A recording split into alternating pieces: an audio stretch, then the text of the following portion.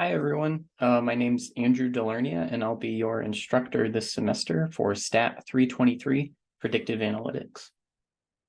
So we'll talk a little bit about the course here, how it's structured, but first I'll introduce myself and give some background about me in the course from a higher level. So I'm a faculty in the statistics department. You can call me Andrew or Professor, works great. I graduated from the University of Minnesota in the Division of Biostatistics in July of 2021. So I got my PhD in biostatistics, which is a very related field to statistics. It's sort of like statistics applied to medicine, or the pharmaceutical industry is one of the most common jobs people tend to go into with that. I'm originally from Potterville, Michigan, which is just outside of Lansing, for those who are familiar. And I went to Grand Valley for undergrad. So I'm a Laker for a lifetime, as they say. I studied mathematics and statistics. And I also ran cross country and track for GVSU and just continue to run for fun. So grad school, I lived in Minneapolis for 5 years and have come back to live in Grand Rapids.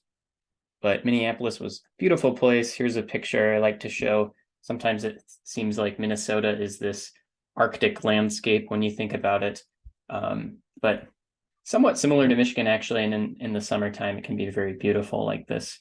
Right here is the Mississippi River, actually, which goes right through downtown Minneapolis there. And so this little interactive shows Minnesota up here. Oops, we'll zoom back in. Minnesota up here. So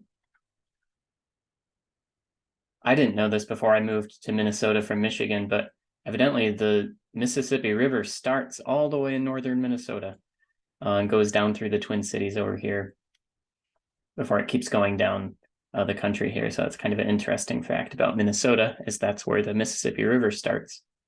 And Minnesotans love to talk about how at the headwaters, at the start of the river, you can walk across it because the Mississippi's so shallow and small there. And here's Potterville in the landscape of Michigan, showing where that's at. So some of you may have heard of Grand Ledge. Potterville is very close to that, just outside Lansing here. And then we're, of course, Grand Valley's campus is over here in Allendale and Grand Rapids. So as I mentioned, I enjoyed jogging, also watching football, college football and NFL are fun. I really love basketball, college basketball, especially. Used to be a big NBA fan, National Basketball Association fan, when the Pistons were better. That's been a bit. But also love Marvel shows and movies and Star Wars, so Disney Plus is great. And most of all, I enjoy playing with my cat Lay and spending time with my fiance Lauren, who also is a faculty in the statistics department. Not Lay, my fiance is a faculty. So Lay, we adopted together in Minneapolis. We honestly only had ever had dogs before, so having a cat was new. It's all our apartment allowed, but it's turned out great. We love Lay a lot. So always give a plug for adopting if you can, rather than buying a dog or cat from a breeder, because so many pets need a home. So that's a good thing to do if you can. And here's a picture of Lauren and I in Grand Haven, specifically Grand Haven State Park. This was close to sunset at the end of the summer in 2021. Really beautiful sky in the background here. So if you ever get a chance and you haven't been, Grand Haven State Park is beautiful in the summertime and fall, especially. And it's not too far. Again, for those not familiar, Grand Haven State Park, you head pretty much directly west of Grand Rapids till you hit Lake Michigan over here. It's a beautiful beach, really nice area to visit in the summer. Maybe not as much in the winter, but still a very nice area. So talking about STAT 323 a little bit here. So why are you here, other than the obvious? It's a requirement for my degree, right?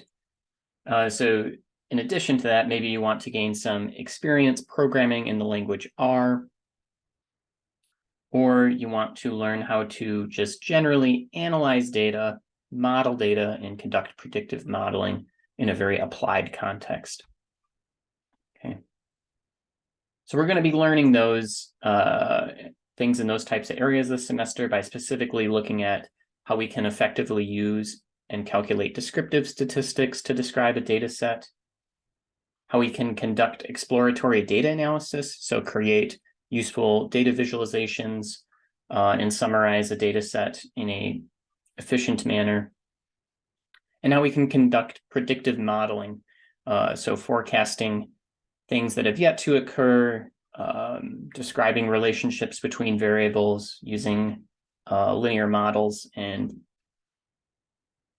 more generalized linear models. We'll talk about what those are. So we'll focus on these three main things this semester very generally. And within predictive modeling and within generalized linear models, we're going to be learning about the simple linear regression model, which is one of the most fundamental statistical models. Many different types of methods, like a t-test, one-way analysis of variance, one-way ANOVA, multiple linear regression, all come down to specific cases or generalizations of simple linear regression. So it's a very fundamental model that we'll be covering in depth. We'll talk about multiple linear regression, which is an extension of simple linear regression, in which you have multiple predictor or explanatory variables. So simple is called simple linear regression because it has a single predictor or explanatory variable versus multiple for multiple linear regression. And then we'll talk about the logistic regression model, which is useful for estimating the probability of an event occurring or trying to predict a binary outcome, a two-category possible outcome. So maybe, for example, estimating the probability that Michigan State wins the NCAA basketball tournament this year. That either can or cannot happen. There's two possible events. We can estimate the probability of that occurring using different information about the season or Michigan State this year, for example, using a logistic regression model. So we'll learn about these three types of models throughout this semester and how we can use them to make predictions or forecast things. What we won't be doing, unfortunately, we won't be learning deep learning, machine learning, or artificial intelligence methods. You might recognize this robot here. This is Sophia, if you're not familiar. An example of AI. Okay. Some people consider, I will note, I think there's a decent portion of the statistics and data science communities that do consider multiple linear regression and logistic regression to be machine learning methods. I tend to agree with that, although I think traditionally when people refer to machine learning, they're referring to more advanced or complicated models. But I would say we won't be learning deep learning or AI this semester. One maybe could argue we're learning machine learning a little bit, but certainly not AI or deep learning. That'll be a different class that could cover that. But yeah, so that's a brief introduction to me in the course. So next we can take a look at the course Blackboard site.